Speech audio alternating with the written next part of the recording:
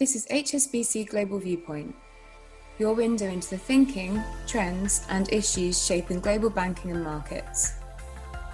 Join us as we hear from industry leaders and HSBC experts on the latest insights and opportunities for your business. Thank you for listening.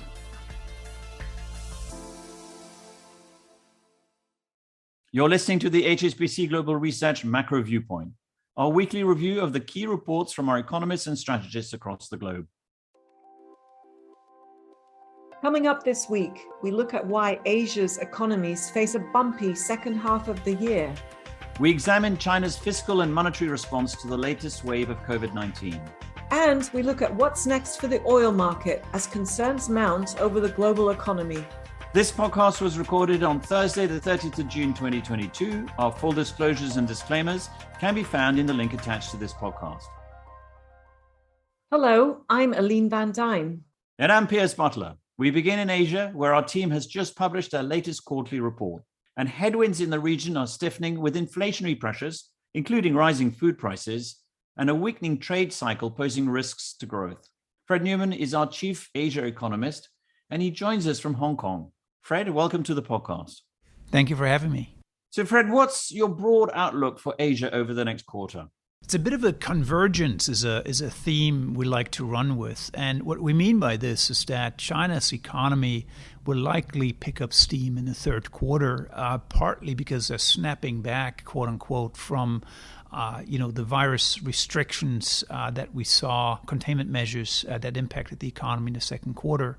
And so China's economy should improve. At the same time, in the rest of Asia, we may see the beginnings of a slowdown. So in that sense, Asia's economies are converging because China's picking up, the rest of Asia is slowing down, so they're going to meet in the middle again. And the slowdown in the rest of the region is really due to slowing exports. We see already in the electronics space, for example, that new orders have decelerated quite rapidly.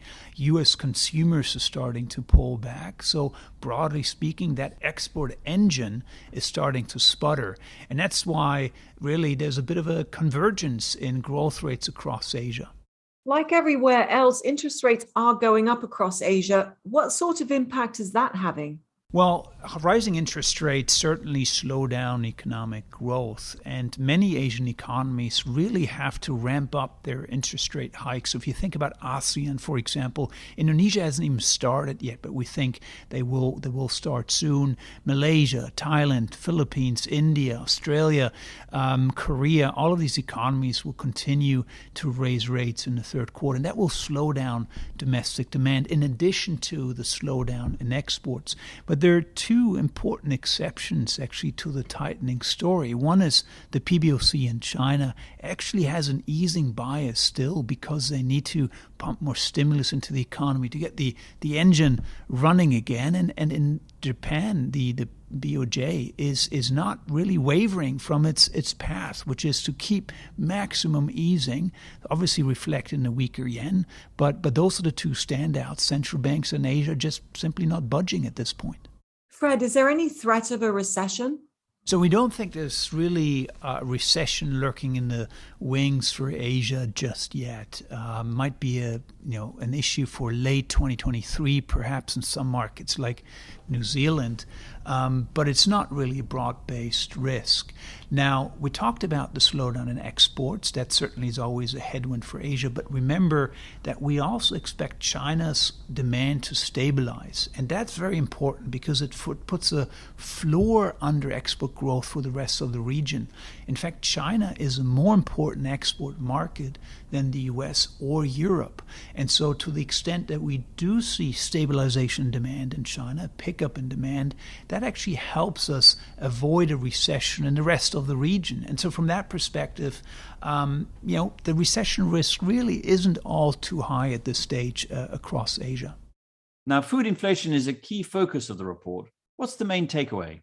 So it's still a risk that we felt strongly needed to be highlighted because so far, actually, food inflation in Asia has lagged global food prices. And you might wonder why, because, of course, globally food prices are up quite sharply. The reason why they're lagging is in part because Asian diets are more rice wheat-based and wheat-based, and global rice prices have actually gone sideways. So unlike wheat, which has soared in price, although it's started to stabilize, but we haven't really seen that same impact on rice. Now, one of the risks going forward is that we might see disruptions in trade for rice. India accounts for 40% of global rice exports, more than Thailand and Vietnam combined, which are the next two and third biggest rice exporters. Should we see potentially disruptions to rice exports from India, that would potentially have ripple effects across the region. And so therefore, we still think that there's a risk here that food prices in Asia will continue to rise. And so in this next few months, we really urge investors, our client base, certainly to keep a close watch on food prices, because it could be quite disruptive. 25% of Asia's CPI baskets is food. Only 10% is energy. So food potentially is much more disruptive. Fred, thanks very much. Thank you very much. Fred mentioned China's battle against COVID-19. This week, our economists and rates strategists teamed up to examine the government's fiscal and monetary response to recent outbreaks. Jing Liu, chief economist for Greater China, can talk us through the details. Jing, you've been comparing the latest COVID wave in China to the initial outbreak in 2020. What have you found? Right. So I think, this is basically consistent with the nature of Omicron variant versus the original one. So this time around, we have seen it spreads more widely, prolongs longer. In response, the government also have imposed quite stringent containment measures in order to stop the transmission chain. So I think, in that sense, people start to worry about will the economy get a harder hit or comparable hit as back in 2020.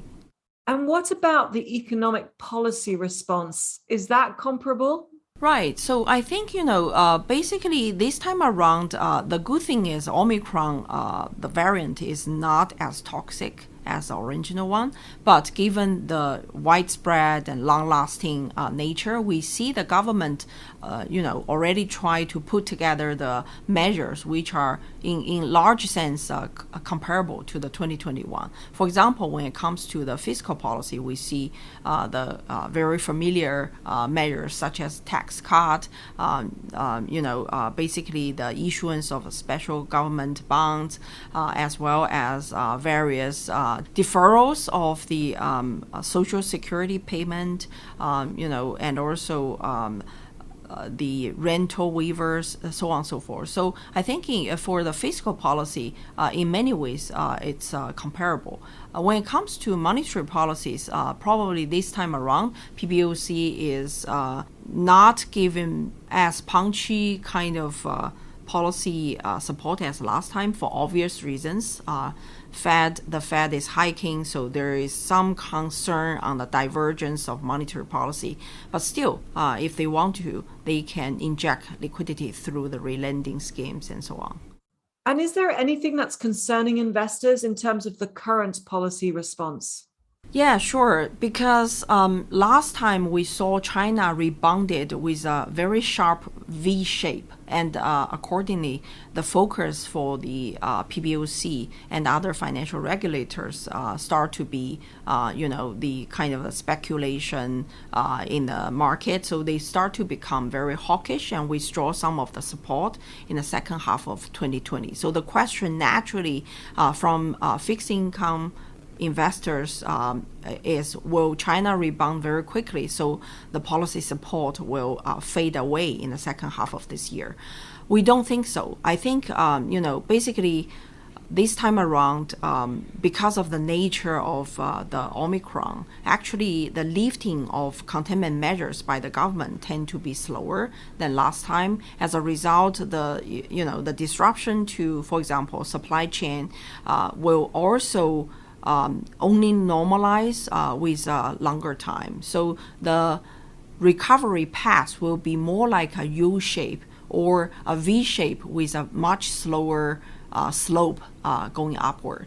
with such, in order to engineer a moderate recovery, the government will stay accommodative on all policy fronts. Jing, are there any concerns from investors when it comes to funding the recovery? I think one question we get a lot is, where does the money come from, especially given the local governments seem to be having some kind of stress on their balance sheet. Our answer is, this time around, we actually will count on central government support quite a bit. And we see that's not our base case, but there's a possibility for central government to issue a special treasury bond in the second half of this year, and then use that proceeds to transfer to local governments. And local government also have the capacity to front load the quota from 2023 in order to satisfy their fiscal needs. So I think with those things together, we are confident China should have enough funding to support the economic recovery. And on top of that, when the local official reshuffle coming to an end, the policy implementation will be more rigorous. That's a great summary, Jing. Thank you. Thank you. A recovery in Russian supply and growing concerns over the global demand outlook have combined to take some of the heat out of oil markets in recent weeks. So what's next for prices? Gordon Gray, Global Head of Oil and Gas Equity Research, joins me now. Gordon, welcome to the podcast. Thank you. So, Gordon, let's take Russian supply first. How is it that it's rising again? What are the factors behind that? Well, immediately after the start of the war in Ukraine, supply fell by at least 1 million barrels per day as a number of buyers pulled out from the market. But what we've seen is a sharper pickup in buying from Asia, I think, that most people expected, with buying in China, buying in India, ramping up by a combined level of over 1 million barrels per day. But the picture is very different in Europe, isn't it, where it's all about bans? What's the situation there? It is.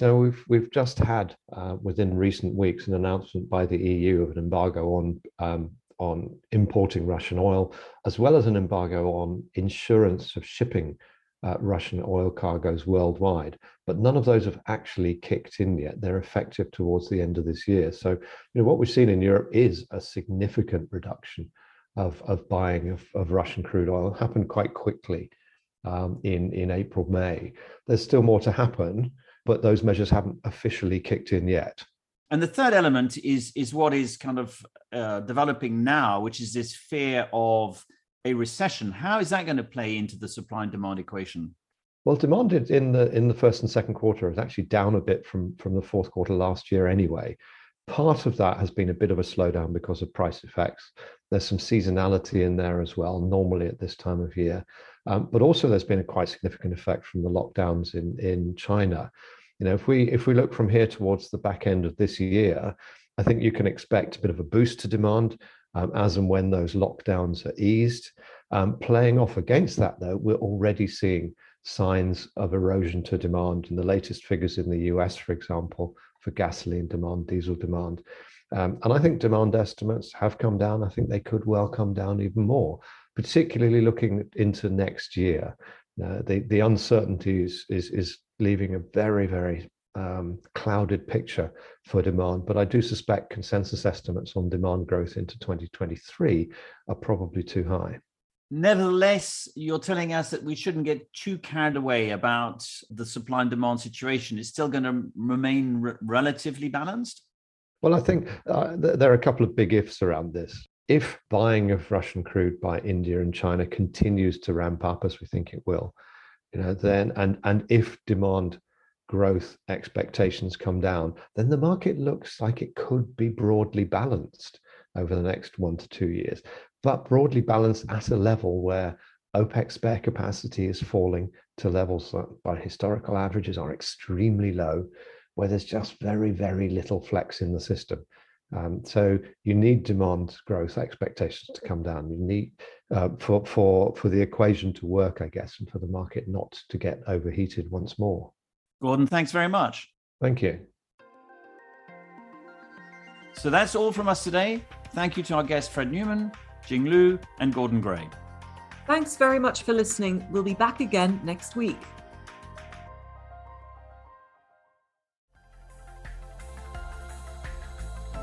Thank you for listening today. This has been HSBC Global Viewpoint, Banking and Markets.